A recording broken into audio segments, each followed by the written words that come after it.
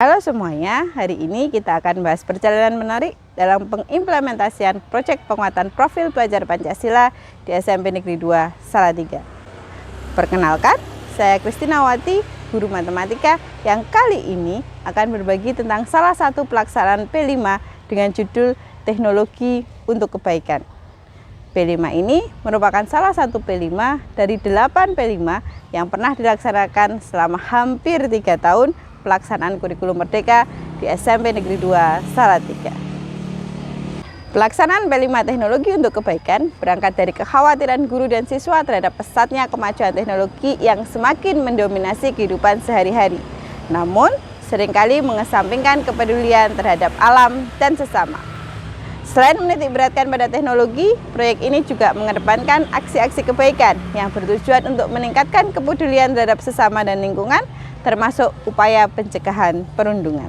Lebih khusus, P5 ini mengambil tema rekayasa teknologi dengan mengintegrasikan dimensi beriman, bertakwa kepada Tuhan Yang Maha Esa dan berakhlak mulia yang mencakup elemen akhlak kepada manusia serta akhlak kepada alam. Selain itu, dimensi bernalar kritis juga menjadi bagian penting dalam proyek ini, khususnya pada elemen memperoleh dan memproses informasi serta gagasan. Praktek baik ini sangat penting karena siswa merupakan bagian dari generasi alfa, generasi yang mewarisi bumi beserta segala isinya. Oleh karena itu, sejak dini mereka perlu dibekali dengan pengetahuan dan nilai-nilai yang seimbang antara kemajuan teknologi dan kepedulian terhadap alam serta sesama manusia. Mengambil tema rekayasa teknologi, proyek penguatan profil pelajar Pancasila yang berjudul Teknologi untuk Kebaikan ini berusaha menjawab tantangan tentang rendahnya kesadaran siswa mengenai penggunaan teknologi yang mendukung kelestarian alam. Selain itu, adanya kekhawatiran disebabkan oleh dominasi paparan berita negatif yang lebih banyak dibandingkan informasi dan berita positif di media sosial saat ini. Pada fase temukan, siswa diberikan materi terkait teknologi ramah lingkungan, energi terbarukan, dan gerakan kebaikan. Selain itu, terdapat penguatan materi terkait dengan KSE, STEM, dan dinamika kelompok. Pada fase bayangkan, siswa diminta untuk membayangkan dan membuat blueprint produk yang akan mereka kembangkan. Selama fase bayangkan, siswa akan berdiskusi sesama dengan rekan kelompoknya, mendapat bimbingan dari Bapak Ibu Guru, dan berkonsultasi dengan koordinator P5 di kelas mereka.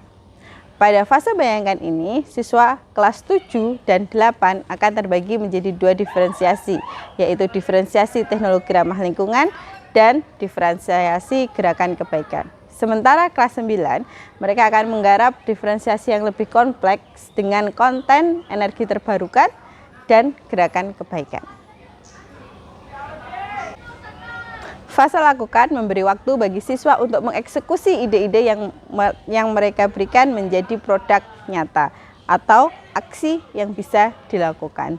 Beberapa kelompok seperti kelompok teknologi ramah lingkungan membuat produk-produk berupa robotik yang sangat sederhana sampai dengan yang kompleks. Sementara kelompok gerakan kebaikan menciptakan permainan-permainan menggunakan barang-barang bekas, melakukan aksi-aksi kebaikan, serta melakukan hal-hal yang mendukung produk mereka menjadi sebuah produk yang baik.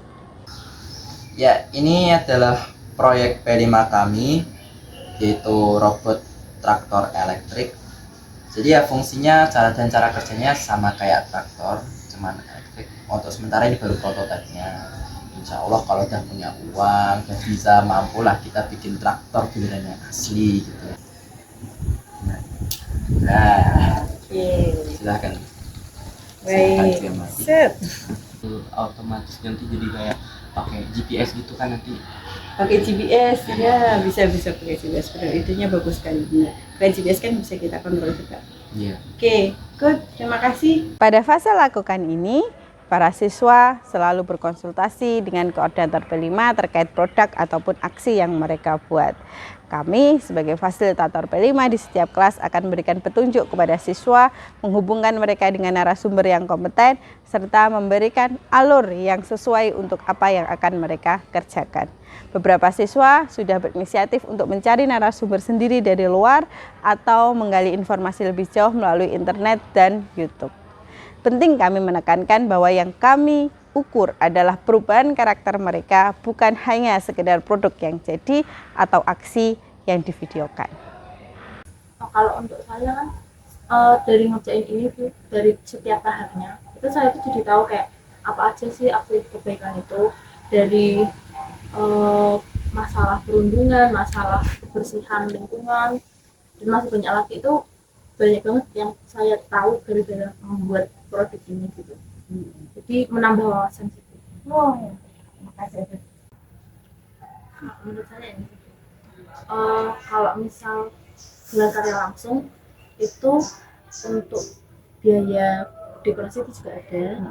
Terus untuk kita menjawab pertanyaan dari pendatang-pendatang itu juga lumayan susah. Jadi menurut saya yang kalau virtual tuh lebih ringkas, lebih enak gitu. Cuma Pada fase bagikan, siswa menyajikan produk mereka sekaligus menjelaskan alasan dibalik pembuatan produk tersebut yang diakhiri dengan gelar karya sebagai bentuk apresiasi terhadap hasil kerja mereka. Gelar karya dilaksanakan secara virtual dengan memanfaatkan gabungan platform digital Padlet, YouTube, dan WhatsApp. Dalam proses ini, siswa diminta untuk mengupload video hasil karya mereka ke YouTube.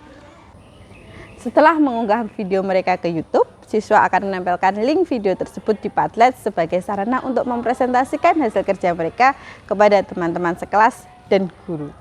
Umpan balik mengenai hasil karya siswa tersebut diberikan baik oleh guru maupun oleh rekan sejawat melalui kolom komentar di Padlet.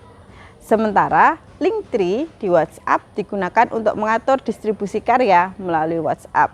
Hal ini memungkinkan adanya interaksi yang konstruktif dan mendorong siswa untuk terus berinovasi serta memperbaiki hasil karya mereka. Melalui metode ini, siswa dapat berbagi kreasi mereka secara efektif meskipun dalam format daring. Format daring dipilih sebagai solusi untuk mengatasi tantangan biaya yang signifikan jika gelar karya dilaksanakan secara konvensional di dunia nyata. Dengan menggunakan platform seperti YouTube, siswa dapat menunjukkan cara kerja produk mereka melalui video yang diunggah, sehingga memungkinkan audiens untuk memahami inovasi yang mereka ciptakan dengan lebih baik. Fakultas Sains dan Matematika Universitas Kristen Satya Wacana datang dan berkontribusi dalam pelaksanaan P5 ini sebagai sumber inspirasi bagi siswa dalam mengembangkan proyek mereka, terutama pada fase refleksi dan evaluasi.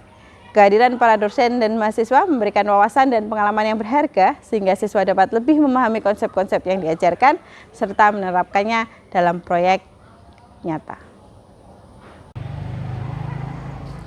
Melalui proyek P5, siswa telah membuktikan bahwa mereka adalah generasi yang penuh inovasi dan peduli terhadap lingkungan. Karya-karya mereka menginspirasi kita semua untuk terus belajar dan berkontribusi bagi masyarakat. Masa depan ada di tangan kita.